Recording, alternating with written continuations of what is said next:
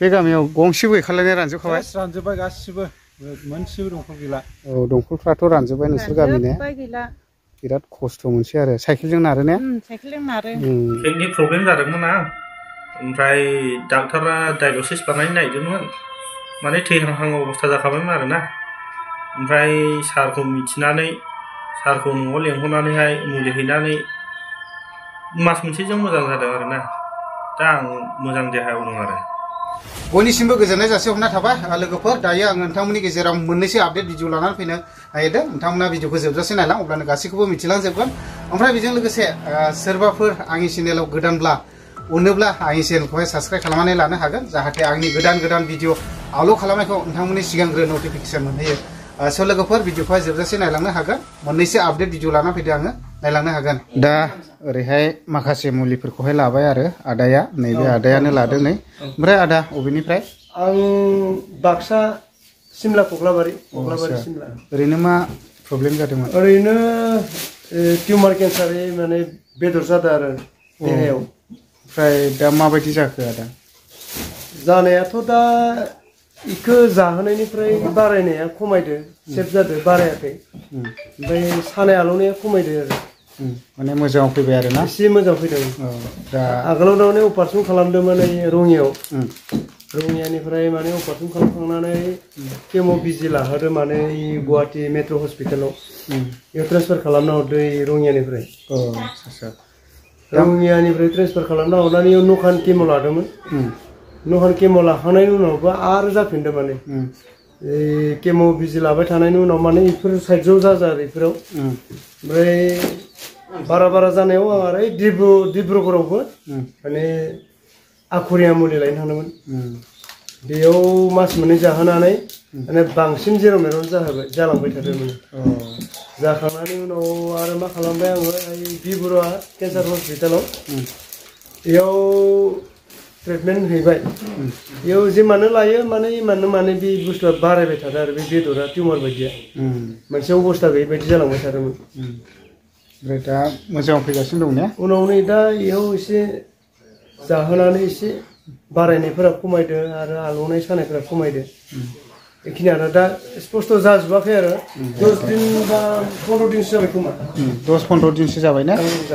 10-15 दिनसो जाहोनानै 20% मोजाङाव फैजेनबाय आरो ने आচ্ছা थैंक इउ दे আপনি কত পড়া আইছিল দাদা বিষ্ণুপুরত না কিবা প্রবলেম হইছে নাকি প্রবলেম মানে মই 5 বছর হইছে বিয়া করছিও তো বাচ্চা হওয়া নাই পিছত মই তারপর ওষুধ খাইছো ওষুধ খাওয়ার পিছত 2 বছর পিছত ওষুধ খাওয়ার পিছত বাদ মে ওসে বাচ্চাটা হইছে বাচ্চা হইছে এটা না বাচ্চা এটা হইছে বাচ্চাটা এটা হাঁটা করবা পারে তার কারণে ওষুধ খাইছো সাৰৰ পৰা ওষুধ খাই পেলাই বাচ্চা পাইছে ন কয় বছৰমান হৈছিল বিয়া পাতাৰ পিছত বিয়া কৰিছো 5-6 বছৰ হৈছে তেনেকুৱা হৈছিল না এতিয়া মানে সাৰৰ ওষুধ খাই পেলাই মানে বাচ্চা পাইছে ন মানে ভাল কথা এরিবাদি जाबाय আর কি बे आगोलाव 5 বছর जाबाय हाबा जानाया কিন্তু गथ' मोनाखै ना हठात माने नोंनि भिडिअखौ नुनानै ताल मोनबाय आरोखि तो आंनाव फैबाय बे फंबाया तो मुलि हरबाय आं तो दिनै फैबाय आरोखि बेरायनो एसे मिठाइबो लाबोदों बे हरनो थाखाय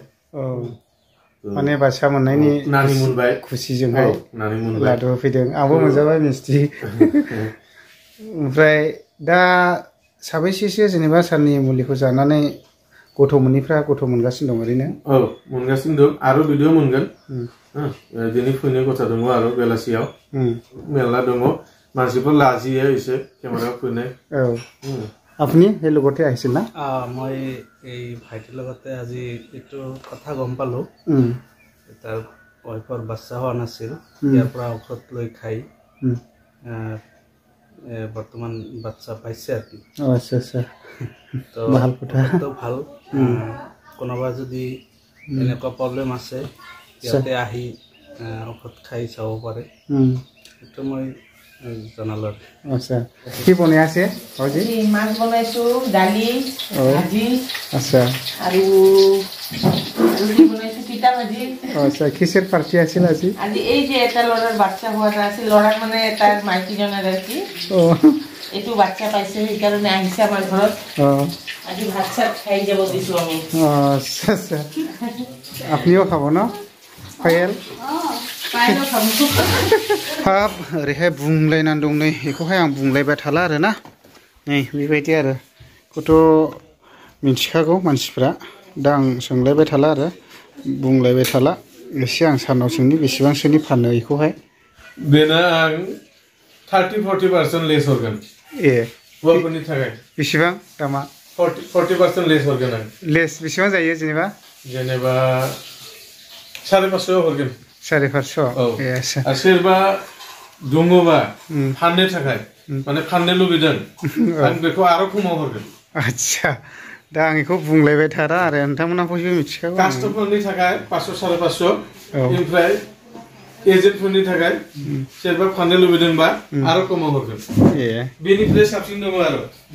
दंबावोसो मा आरो साबसिन दङ ए दंबावो एसे नायनो आं औ नै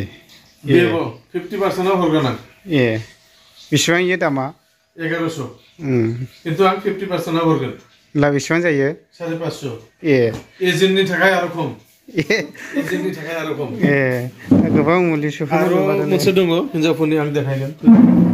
ए न'आवसो र' आं नायनि मा जात बुस्थु इयो दा आंबो मुलिसो लांफैदों दिनैहाय एसे बे जाबाय हिनजावफोरनि औ ओमफ्राय बेबो आं 50% आव हरगोन औ बेसेबां दामा 50% बेसेबां गोलैगोन दामा दङ 635 अ 635 दामा आं 300 हरगोन आच्छा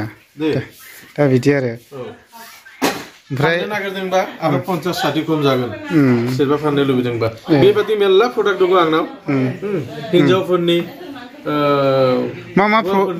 प्रब्लेमाव सल्भ जायोलाय बे जाबाय उन्दैफोरनि जानाय बुस्थुआ गिदिर जानाय खालाय आच्छा दे पेटनि प्रब्लेम जादोंमोन आं ओमफ्राय डाक्टारा डायग्नोसिस बानायनो नागिरदोंमोन माने थैहांहां अबस्था जाखाबायमोन आरोना ओमफ्राय सारखौ मिथिनानै सारखौ न'आव लेंहरनानैहाय मुलि हैनानै मास मोनसेजों मोजां जादों आरोना दा आं मोजां देहायाव दं आरो नोंनि किडनिना बेसेबां दङमोन आगोलाव 18 दा कमप्लिटलि हामबाय ना नोंना हासुनाय खिनाय गासैबो क्लियार दङ नोंना जानाय लोंनाय खुनु प्रब्लेम गैया बाइक सालायदों जेनेबा नोंना बेमारा हामबाय धर 6 मास 7 मास जाबाय ना एकदम क्लियार जाबाय दा नोंना नों कन्टेक्ट नाम्बारा हर नोंखौ कन्टेक्ट खालामगोन मानसिफोर 8761917681 नामा एनस नार्जारि औ गामिया हाथिमारा दैखरगुरि थाइरड जादोंमोन जिरायनो हाया सिखारनो हाया उन्दुनो हाया खिनो हाया मावनो हाया आं बे सारनाव फैनानै बे मुलिखौ जानानै मोजां मोनदों दा खामानिखौ मावनो हाफिनबाय आगोलनि बायदि मोनफिनबाय बेनो आरो दे खुलुमबाय सार खुलुमबाय आं माने आंनि बिखुनजो फार्स्टआव माने लोमजादोंमोन आरो लोमजानाय ओरैबायदि टाइफड लोमजादोंमोन टाइफड लोमजानानै बे जोङो माने फार्स्ट टाइम लोमजानायखाय माने लवार आसाम हस्पिटालाव ट्रिटमेन्ट खालामनाय जादों आरो खिन्थु ट्रिटमेन्ट खालामनानै इमप्रुभआ फार्स्ट माबानायाव जादोंमोन ओमफ्राय नेक्स्ट टाइम जाफिननायाव माने हामाखैमोन आरो उनाव मेडिसिननि बे एल'पेथिकनि ट्रिटमेन्टखौ खालामनाय जादोंमोन खालामाबाय बे इमप्रुभ जायै बायदिनो 15 दिनसो जोङो ट्रिटमेन्ट खालामनाय जादों आरो जेबो इमप्रुभ जायासै लास्ट टाइमाव माने मबाइलाव खोनानानै एसके ब्लगनि नामा आं चेनेलखौ बावबाय आरो जायखिया मबाइलखौ आं नायनानै बेहाय नैबे सारनि माबायाव ट्राइ खालामनाय जादों आरो फैनानै लांफैबाय साननैसो एसे आराम मोननायखाय नेक्स्ट टाइम दा लांफिननाय जादों आरो दाथ' मोजाङानो आरोखि दा 90% दा मोजां आरो दा थाबायनो हायो जानो हायो गहपुर आनादपुर फैदों नैबे बङाइगावनि आदा नामा मोनथाय औ सुब्रत नन्दीनियाव फैदों दा जों बाजैनि थाखाय फैदों बे फार्स्ट बाराव माने मुलिखौ लांखांबाय मुलिया बेयाव दङ जुनानै दङ बै मुलिया माने बे दा खेब मास मोनथामनि आरो दा बाजैयाथ' माने बिदिनो मेजेम दङ मेजेम बिराद दं बेनाव देहायाव बिनिफ्राय सानाय सुनाय मिजौनाय आलौनाय थाबायनो हाया माने नैबे आदानि इउटुब चेनेलाव नुबाय नुनानै जोङो सानसेखालि फन हरनानै रायलायबाय आदाया जाबाय मा थिग दं नोंथांनि डाक्टारनि रिपर्टखौ लानानै फै आङो बेवहाय नोंथांनि मा मुलि होनांगौ मा बेमार आं सिनायनानै मुलिखौ हरगोन जाबाय बेबायदिनो माने फार्स्ट बार बड'लेण्डजों बे बड'लेण्ड गारि जोंनिफ्राय क'क्राझारनिफ्राय गफुरसिम थांखायो बे आदाया हरबाय हरनानै बिनिफ्राय जों मोनहैबाय मुलिखौ मारै जाहोनांगौ ओंखाम जाखाना जानांगौ बबेखौ सिगां जानांगौ बबेखौ उन जानांगौ खिन्थाहरखाबाय फनजों जगाजग खालामनानै बाजे जाबाय सप्तासे जानाय लोगो लोगो बे देहाखौ राफोद मोननायसै आरो सेकेन्ड बार थायै थायै जानानै जेब्ला 15 दिन जाबाय बे लावथि लानासो थाबायोमोन थोथोरबोबो ओमफ्राय थखनखौ गारनाय जाबाय बिनिफ्राय मास मोनसे फुरा जाबाय थखनबो गैला जेबो गैला जानाय लोंनाय फुरा जाबाय उदैयाबो रानबाय बिनिफ्राय सानाय सुनायाबो बहुत खमायबाय माने गैलानो होनजायो दा किडनियाव एसे प्रब्लेम दं होनना आदाया बुंदों डाक्टार रिपर्टखौ नायनानै दा अलरेडि पुरा मोजाङानो जाबाय फथायहरनो नागिरदोंमोन माने अलरेडि बुंखाबाय जाहैबाय बे जिनिसा जाला लांथोंसै माने नोंसोरखौ बोरैबा मोनजानो गिनानै माने बिसोरो स्रोदसो बुंफुवादों जाहैबाय खिन्थु मनेन ना मा नाममोन मनेननि सिगाङाव खिन्थु दा बे मुलिखौ जानानै दा मोजां मोननानै फैनानै लांफैनायनिफ्राय बे मुलिखौ जानायनिफ्राय दा बे दुरबला एसे खारबाय दा लानानै थाबायबाय ओंखामबो जाबाय आरोखि ओंखामबो जाबाय किडनिनि रिजाल्टआबो मोजां बेयावहाय दंखल गंसे दङमोन नै मथा मथि बेबो रानबायगोन रानाखैबाथ' बेयावहाय दै थागौमोन आं एसे सेरनायना नायनि मथा मथि दंखलफ्रा रानजोब्बाय आरोना दैयानो गोथौआवसो मोनखायो नालाय मिलायनाय गला वाय सेरलाबो गला आरोना दा लोगोफोर आङो नै चिरां जिल्ला खैलामैला बिसिडिसिनि सिङाव थानाय हायना नोगोर होननायावहाय फैदों बिथांमोननि गामिनि गोबांथार दंखलफोरा रानजोब्बायनो आरोना ओमफ्राय दाख्लै बावैसो मोनसे वाटार साप्लाइ गाज्रि जादोंमोन बेबो मा अबस्थायाव दं आं एसे सोंलांनानै नायनोसै रानबाय रानजोब्बाय ए दै गले ए ओमफ्राय दा अबावथो लायो गोजानथार मालाय गामियाव लायनांगौ आयु थेफा बाजाराव माजों लायो बिराद खस्थ' दा रानजोब्बाय आरो नै ओमफ्राय गंबेसे दंखल दङ आं एसे नायलांनि माबायदि रानदों बिथांमोननि गामिनि दंखलफोरा आङो नै आदानि न'आवहाय फैबावदों आरो ओमफ्राय गावबुरा एसे एक्सप्लर खालामनानै होदो होननायखाय आं खेबनाय जाबाय नै ओमफ्राय दंखला रानबाय नोंसिनिबो ने रानबाय औ गोबावसै गोबाव जाबाय दा बे जोंनाथ' आघन मासनि माबायावनो 15 थारिखहालागैनो रानहैयो ओमफ्राय बिदिनो माबाफ्रावसो जिरायहैसिगोन आरो बे 6 मासआ एकदम रानथाबनानै थाबाय थायो आरो बे दा बे गामियाव गंसेबो गैखालायनाय रानजोबखाबाय रानजोब्बाय गासिबो मोनसेबो दंखल गैला आच्छा ओमफ्राय दा दैयाथ' लायनो बिराद खस्थ' माबायावसो लायनाङो ओरै साहा ओइ दखान थेफा दखान दङ बिथिंसो एसे गोजान जायो एकदम लायनोनो जि खस्थ' सासे मानसि बेखार थाबाय थालायनांगौ जायो मानि दैनि थाखायनो मोसौ दै दौनो आरो मानसिनि लोंनायनि आरो जि जोम सुनायफोरखौथ' बाद होबावदोसो फरायसाफ्राबोथ' बिराद खस्थ' नै दै रोगायनो दासो मायावनो एगजामावनो थांनो मोनदों सासे मेट्रिक एगजाम होदों माबा होदों फिउ फाइनाल जागासिनो दा बिराद खस्थ' दैखौनो फुंसे रोगानानै दहाय लेखाखौ नायनो मोनलायासै गथ'आ बे खस्थ'यै सोलिनानै दङ दा दुखुनांथाव आरो दा बेबायदि आरो दा आसा खालामदों बिथांमोननि गामिनिफ्राय दै लोंनायनि थाखायहाय माबा मोनसे बेबस्था खालामना होयोब्ला माने गोजोननाय मोनगौ आरो दा आंबो निस्सय नुफैबाय आंनि मेगनजोंनो बिथांमोननि बे हायना नोगोर ना मा होनोमोनलाय हायना नोगोर गामिनि दंखलफोरा गंसेबो गैला आरो रानजोब्बाय ओमफ्राय नै बेयावबो हाबना नायलांनि आङो बेयावबो दंखल दङनो दैया दंना गैलाथाय दा नायलांनोसै आरोना नै इयावनो दंखल दं आरोना नै गैले गले आयु बेसेबांसो जाखो आराय माससो जाबाय आये रानजोबखाबाय ने दा लोगोफोर दाख्लै बावैसो आङो भिडिअ लाबोखादोंमोन नै बेनोमोन बरिंआ दा बियो जाला आरोना नै बेबायदिसो आरोखि गखाले ने आदै गलेले औ ओमफ्राय दाख्लै नोंसोर बानायनानैहाय जाबायमोन नामा जेनेबा बानायदोंमोन जों बानायनानै सानसे मोनजानाय जादों आरो सानसेल'खा औ सानसेल' बेनिफ्राय बेखौ मोनजानानै नैबे बुस्थुखौहाय जोङो गोदान लायदोंमोन आरो बासुगावहाय औ लायनानै ओमफ्राय दा सोदोंमोन सोनानै साननै मोनजादोंमोन आरो बै साननैनि बिथोरावनो बै माबाया पाइपआ सेस लिक जाजोब्बाय आरो दाथामसो बायदि लिक दङ ओमफ्राय जोङो बेखौ बे लिकखौहाय जोङो माबासो बै मा होननानै बुङो माबा आथाया नैबे आथाजोंसो जों दोनथ'खानाय जादोंमोन आरो होथेनानैहाय दाथ' जोङो बेखौ मोनफिननायनि जेबो राहा गैखाला दा बेखायनो आङो अननानै आङो जोंनि बे मानाव गेदेर दानि बे सोलिफु सरखार नङा होमबा बे सोलिफु सरखारा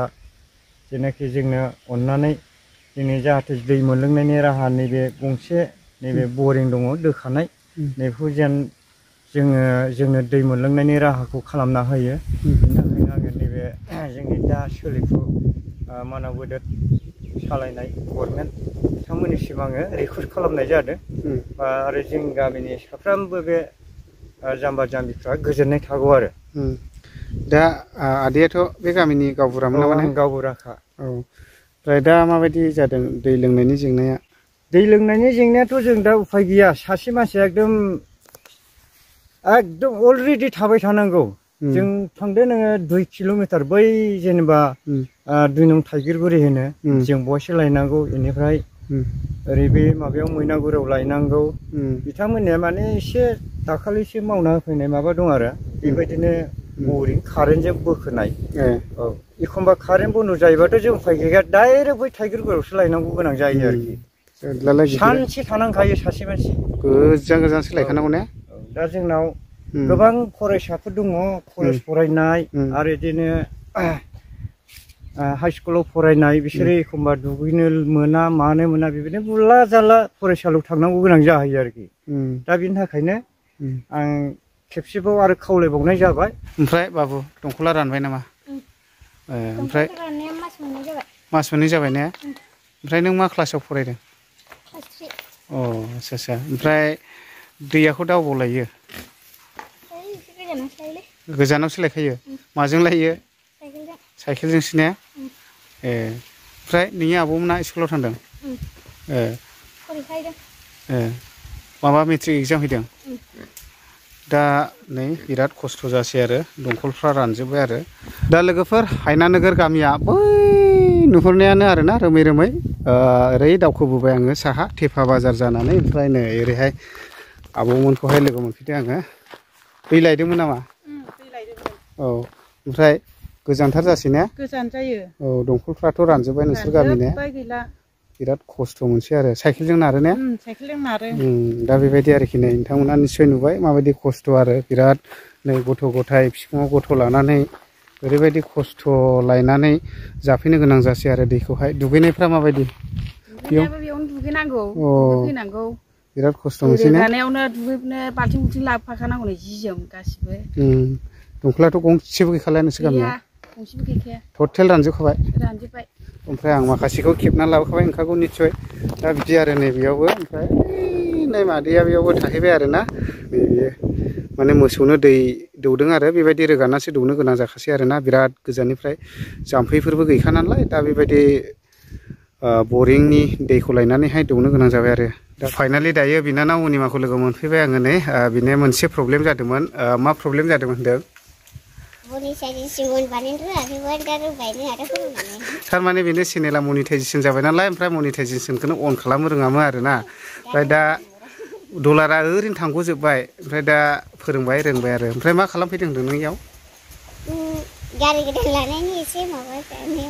पार्टि नों ओंखाम संफैदों औ मा ओंख्रि संखो आच्छा दाथ' रोंखासिगोन दा मनिटाइजेसनखौ अन खालामो माने गोदान नालाय औ दे होमब्ला